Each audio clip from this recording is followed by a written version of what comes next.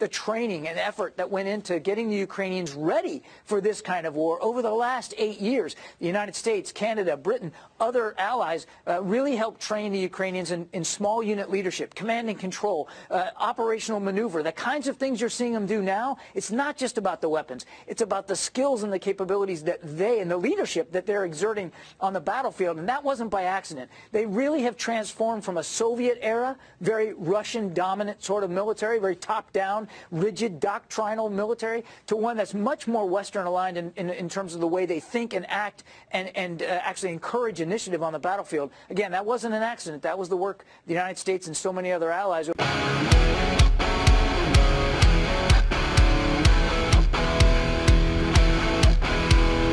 People ask me all the time, hey Brian, do you really use that keto elevate stuff, and does it really work? The answer is yes and yes.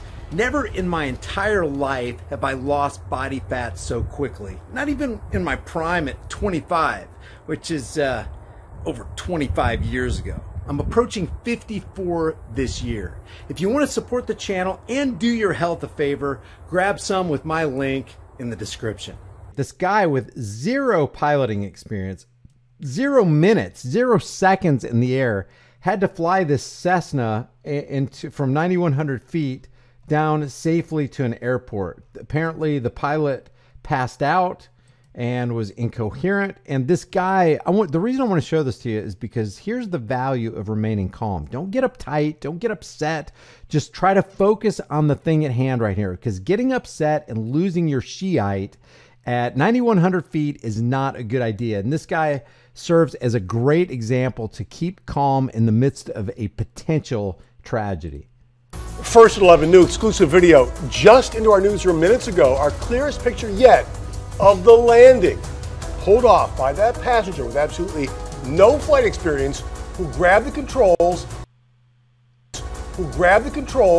and landed the plane in West Palm Beach when the pilot had a medical emergency mid-flight over the ocean. What a landing. Incredible. Tonight, for the first time, you will hear from the air traffic controller who made... Yeah, that's a good question, FEMA region. What did the pilot pass out from? Had the pilot in recent days or weeks or months bowed down at the altar of Jabbo? I don't know. It all possible. Good evening. I'm Felicia Rodriguez. I'm Todd McDermott. Thanks for joining us here at 11. Getting through those very tense moments took steady nerves, teamwork, and careful instruction from the Jupiter man, who was only at work today by chance. We have team coverage for you tonight of this mid-air emergency. Our Tara Jakeway just wrapped up. Stay tuned, because we're going to talk to we're going to hear an interview, the interview of the guy who actually talked him through a safe landing, the instructor who happened to be there on the scene. Up an interview with that air traffic controller, who is nothing short of phenomenal. We begin with Ari Haidu, who has the timeline of the incredible landing. Ari? And I heard somebody earlier today refer to this gentleman as a passenger pilot, and I'm pretty sure that's not supposed to be a real thing. But it was today, and somehow that passenger pilot with zero flight experience got that plane on the ground safely. This is not your ordinary landing of a plane. You just witnessed a couple passengers land that plane. That voice is air traffic control at Palm Beach International Airport. Did you say the passengers landed the airplane? That's correct. Oh my gosh. Yeah, flying is easy if you have training. I mean, there's a whole lot of things. When you get it down on the ground, okay, how do you apply the brakes? How do you do that? All these things that people, highly trained pilots or even partially trained pilots, if you have 40 hours for your, VFR flight rules as a private pilot, you already know this because you've been through it 100 times. You know how to, throttle back. You know how to, work the yoke. You know how to get in line with the landing system there at the airport. Oh, great. But if you have no experience in this kind of stuff, if you've ever flown a plane, you know how impressive it is that he landed like that. Great job doesn't begin to describe. Correct. Oh my gosh, no, great job. Great job doesn't begin to describe this. The landing of this Cessna Caravan comes at 12:30 Tuesday afternoon at PBIA. But let's rewind a little to when the person on board this plane first radioed air traffic control in Fort Pierce. I've got a serious situation here. My pilot has gone Incoherent. I have no idea how to fly the airplane. Roger, what's your position? I have no idea. I can see the coast of Florida in front of me, and I have no idea. Maintain wings level and... The guy's not going, I could die. Get somebody to help me. I don't even know what's going on here. I've never flown a plane in my life. We're all gonna perish. No, he's like just talking like he's having a cup of coffee and crumpets with his beloved. You know, it's like, what the heck? Yeah, it looks like the pilot's incapacitated. We're about 9,100 feet. I don't know how to fly a plane. Just try to follow the coast, either north or southbound. We're trying to locate you. 4 minutes later. You guys located me yet? I can't even get my nav screen to turn on. It has all the information on it. You guys got any ideas on that? Now, nav screen. So they say he doesn't have any experience, but nav screen, he's been around pilots or piloting. Eventually, radar locates the plane just off the coast of Boca Raton, and that's where air traffic control at PBIA takes over, talking the passenger through an incredibly safe landing. This is the first time I've ever heard of one of these being landed by somebody who has no aeronautical experience. Aviation expert John Nance says it's not the first time he's heard of a passenger landing a plane, but it is the first time for a plane as large and as complicated as the Caravan. The person on the airplane who had no aeronautical experience listened very carefully and obviously followed instructions with great calm. That's what made the difference. It's absolutely amazing. At this point, the name of that passenger has not yet been released, nor has the name of the pilot who suffered the medical emergency. We do know that pilot was taken to the hospital, but we do not know the pilot's condition. As of right now, the FAA is investigating. Yeah, I want to know the results of that investigation. I want to know what that pilot collapsed from. Here's the interview with the guy who actually talked the passenger down. A plane passenger with no prior flight experience taking control of a Cessna when the pilot experienced a medical emergency mid-flight. The small plane flying from the Bahamas to Florida. Listen to the audio from air traffic control. I've got a serious situation here about pilots. That's an underestimation. Incoherent. I have no idea how to fly the airplane, but I'm maintaining a 9100. Number 333 Lima Delta, Roger, what's your position?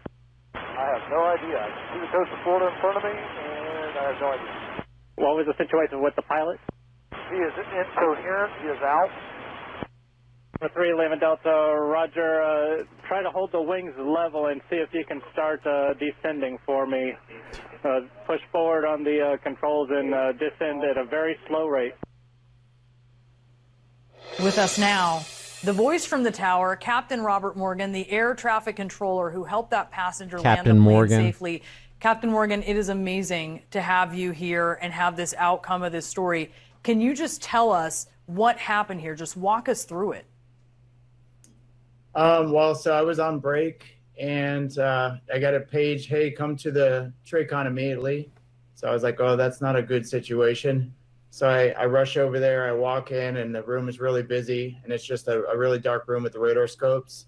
And they're like, hey, this pilot's incapacitated, the passengers are flying. This could be fake news. I don't know. There's like the guy talked about nav. He talked about he's leveled off at 9,100 feet. It sounds like he's been around pilots and piloting. And it does make you wonder that it is pretty amazing. If you've ever flown a plane, it's pretty amazing that if he truly had 0 flight hours, he could land a Cessna like that or any kind of plane. But it kind of makes you wonder, since there are other things that are going on. The fake stream CIA infiltrated Operation Mockingbird, MK Ultra Media could be spending their time exposing the Federal Reserve and all the criminality in the IMF and the IRS and the all the other government agencies, but they choose to focus on this. If this is true, this is pretty amazing. Plane, they have no flying experience. So I said, oh boy. So I walked over to the radar scope, and they're just like, here's the frequency he's on. And it was emergency radio, so it's kind of a weird situation for us. So I just like kind of took a deep breath, and I said, I'm talking to him now. They said, yeah, you're talking to him. I said, well, I can't just be quiet. I got to start doing my job, try to do what I can do to get them on the ground safely. So I have experience as a flight instructor. So that really helped me to kick in to kind of explain to him what to do. So I said, well, let's bring him to the biggest airport. And so I just started kind of vectoring them towards to kind of parallel the shoreline, and just told them to make shallow turns, slow descents. And I just brought them into Palm Beach International because we have the biggest runway. Yeah. Davey says in the room, never forget that guy who did 5 loops with no experience and crash landed for America. Around there. And I just brought it in at what, 550 miles per hour at sea level? try to give him a nice stable approach.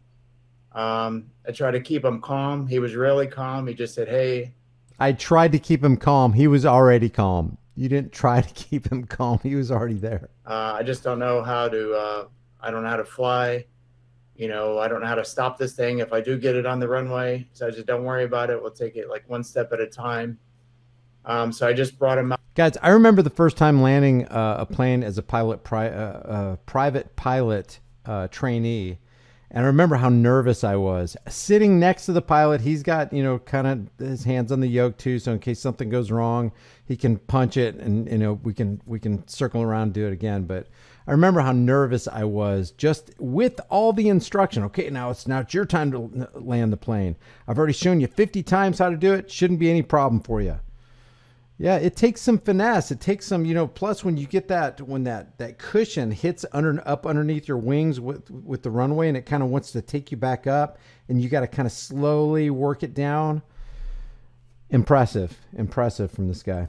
Out for about an 8-mile final just so he could just have a really big target to aim at. And I just kept him calm and he stayed really calm. And I just kind of talked him through everything. I told him how to use the brakes when he got on the runway and just to kind of reduce the power so he can start a slow descent to try to land on the runway. And about 300 feet, he kind of disappeared off our radar scopes. And I said, hey, can you still hear me? Because I didn't want him to get nervous. And he said, yeah, I'm still here. I said, okay, when you get in closer to the runway, it's going to get bigger. And that's when you want to start really reducing your power. And the plane just landed.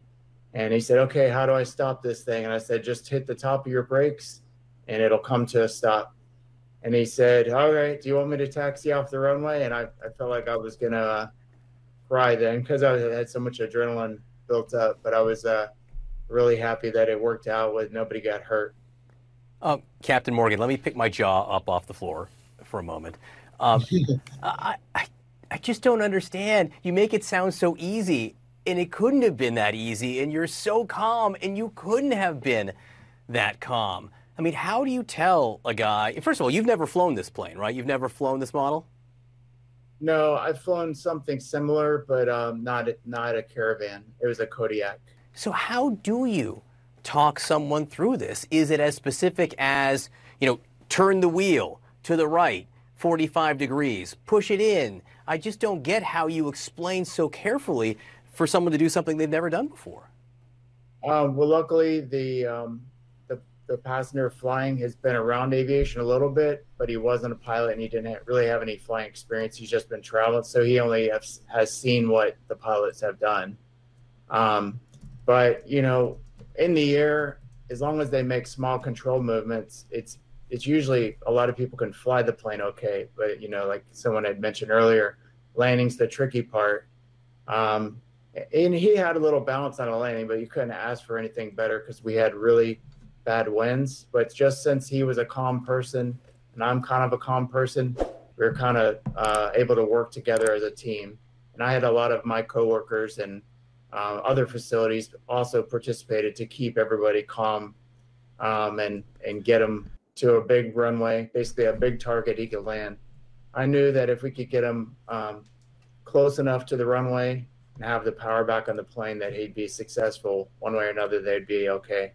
With all the crazy stated plans of the Great Reset, the currency reset, and even the food reset, it's not a matter of if the store shelves are going to clear and there's a lack of food. The question is when. You need to get long-term storable food. It doesn't matter if it's from me or you just go to the store and you buy food. Just grab dry, storable food while you can. If you want to get it from me, you're going to support the channel and you're going to help yourself out because my link has a discount code embedded within it. You can check that out in the description below.